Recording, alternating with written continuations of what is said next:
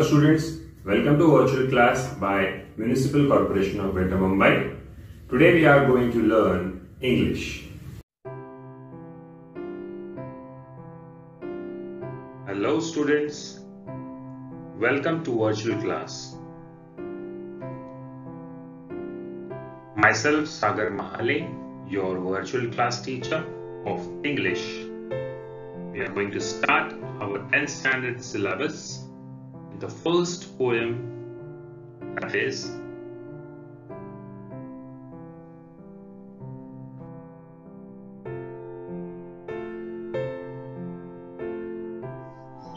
Teenager's Prayer. So first of all, student, what is a teenager? In the simple words, if you want to know the meaning of a teenager, you know the numbers from 1 to 100, right, in words. So from 13, 14, 15, 16, 17, 18 and 19. So whichever number have teen at the last, that age is known as teenagers, from 13 to 19. And that is the age where a child decides, aims what he wants to do or she wants to do in her or his life. And you are in the same teenage now, in 10th standard. Some might be 15, some might be 16. So this teenage is the age where a person, man or a woman, boy or a girl, decide what he or she wants to be in the future. And that's why the first poem of our 10th standard syllabus, there is this poem known as Teenager's Prayer. So what's this poem? Who has written it? The famous poet J. Morse has written this poem, A Teenager's Prayer. The poet J. Morse is taking the place of a teenager to talk about their thoughts. Now J. Morse is putting himself in a place of a teenager like you. And he's talking about thoughts. What thoughts should come in the mind of a teenager? What prayer should a teenager should do actually? So it will be 5 stanzas in all. We will see one by one every stanza and try to understand what the poet wants to convey.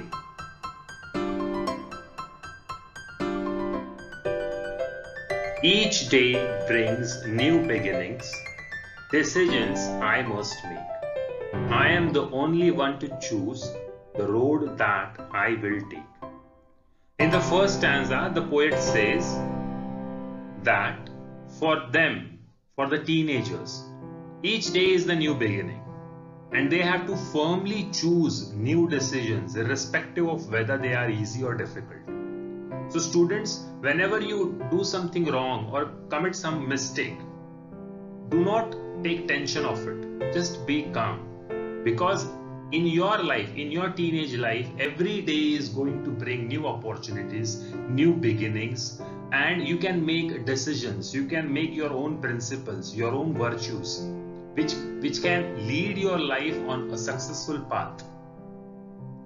Because you are the only one to choose the road that you will take. See, in the last 2 lines of this stanza, what the poet says, I am the only one to choose the road that I will take.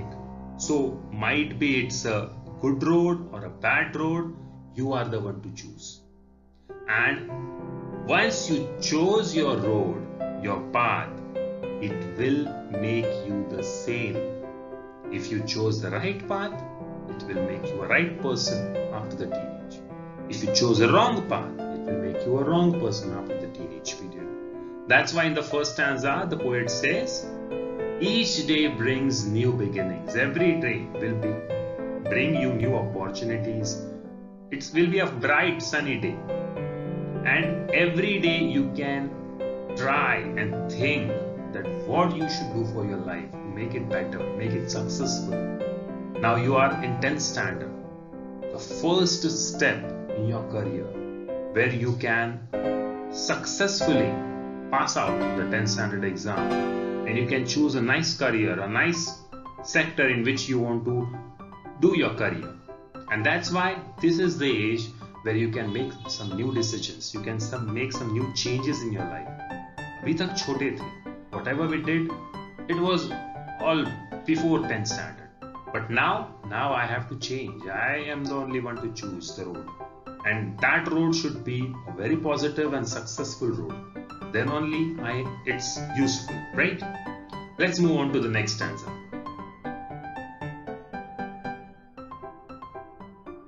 In the second stanza, the poet has written, I can choose to take the road of life that leads to great success, or travel down the darkened road that leads to great distress. So as I said, students, in the first stanza, the road of the life. Here I am not talking about the road of Delhi or Mumbai or Agra. Here we are talking about the road of life, your career, your whole life, in which this age, this 10th standard student, he can decide or she can decide if she wants to become a doctor, an engineer, a teacher, a scientist, a pilot, or whatever, a businessman, a politician, anything. Here, this is the age where you have to choose and take the road of life.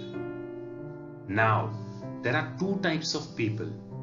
One who take the right decision and they lead to a great success.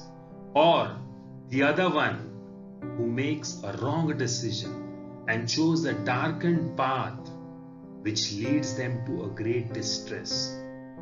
Students, God do not punish on you on your first mistake. He observes you. He will see which road you are choosing. Chalo, till 9th standard, you were not studying well. You were an average kid. But in the 10th standard, if one day you wake up in the morning and you try to change everything, no, from today onwards, I am going to study, only study.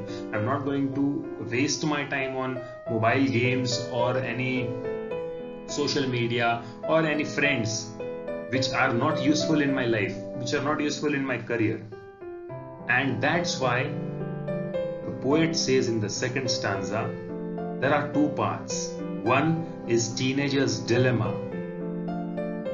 One path can lead them to great success, while the other path leads them to distress. Success का मतलब तो आपको पता है. Now what do you mean by distress? Distress means जहाँ पर सिर्फ नाराजगी ही मिलेगी आपको. You will be always sad on that path because your decisions making went wrong, and that's why you were automatically led down to the darkened road, the darkened path, and that's why your life is full of distress. But in this age, if you use your brain properly, if you ask your heart properly that what is good for me, then you can make a right decision and you can choose the right road of life which will lead you to the great success. Let's move on to the third stanza. The poet has written, please open up my eyes, dear Lord, that I might clearly see. Help me stand for what is right. Bring out the best in me. Now, the teenager, the poet who is acting as a teenager in this poem, he is praying to the God, to the Lord. Please open up my eyes. Some students are still mischievous, naughty in the classroom. They don't like to study. They like to play video games. They like to be on social media and many other things which are not useful in your future. They are wasting your time. They are wasting your energy. They are wasting your whole focus. And at that time, when the teenager, the poet is tired, he is praying to God that God, please open up my eyes that I can clearly see what's going in my life and help me stand for what is right. Make me courageous. Give me some courage to make a stand against what is wrong and stand beside what is right. And please try to bring out the best in me. See students, every child cannot become a doctor, every child cannot become an engineer, every child cannot become a teacher or even a successful businessman or a politician. But every child has their own talent which other child might not have. Somebody is good in drawing, somebody is good in dance, somebody is good in singing, somebody is good in different kinds of talents. So try to pursue your talent. Try to chase your dreams, your goals. Don't give up on your dreams, don't give up on your goals, and bring out the best in yourself. Pray. And that's why here the poet, who is acting as a teenager in the poem, he is praying, please open up my eyes, Lord, please help me so that I can clearly see what is standing between me and right and wrong, and help me choose right, and help me completely avoid wrong, and please bring out the best in me. Now let's move on to the third stanza.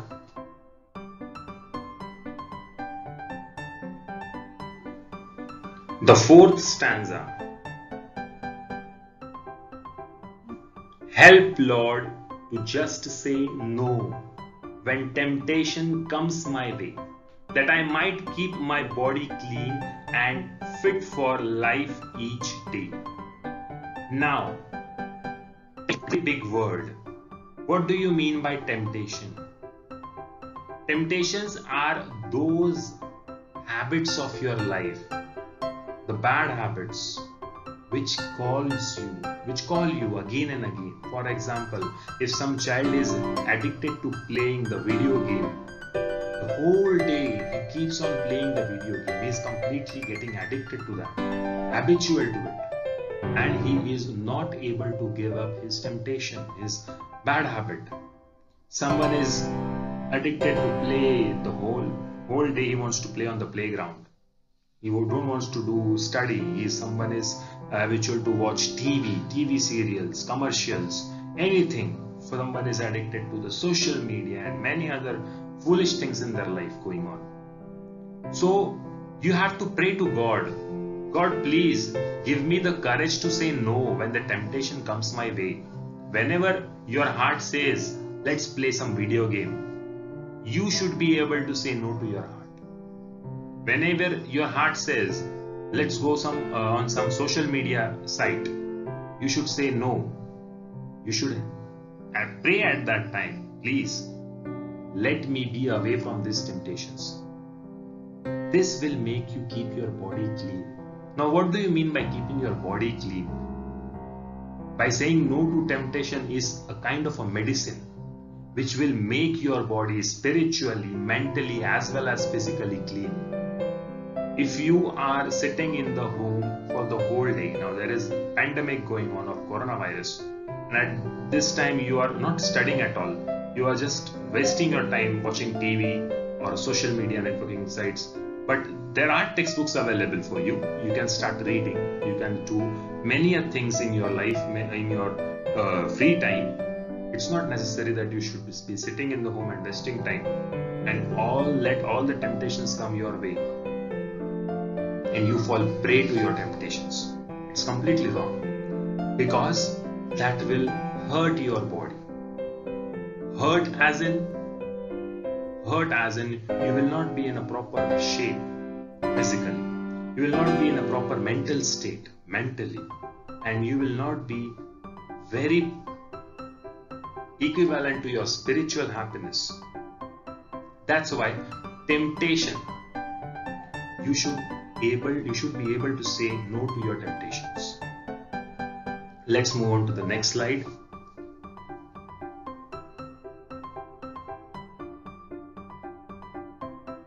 The last stanza of the poem. When my teenage years are over, I know that I will see that life is lived its very best with you walking next to me. And in the last, the poet is saying to God, if you help me, if you help me to say no to my temptations, if you help me to open my eyes, if you help me to take a right decision, if you help me to lead a successful path, then after some years, when I will be grown up man, I will be having a nice job, I will be married with nice kids, with nice home, I will be earning a lot.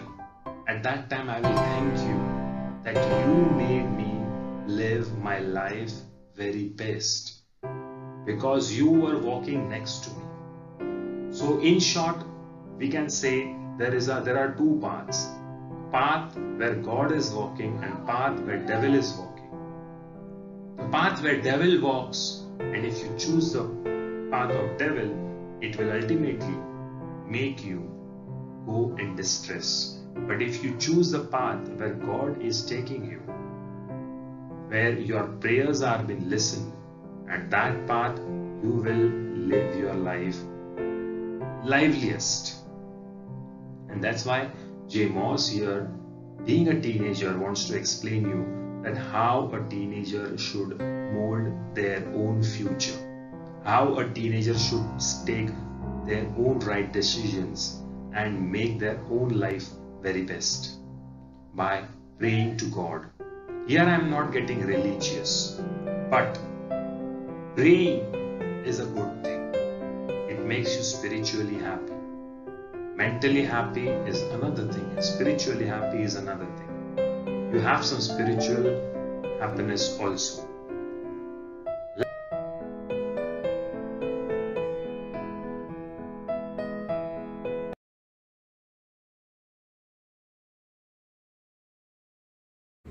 Thank you, students. This was our today's lecture. And don't forget to press the bell icon as well as the subscribe button for more interesting videos. Thank you very much.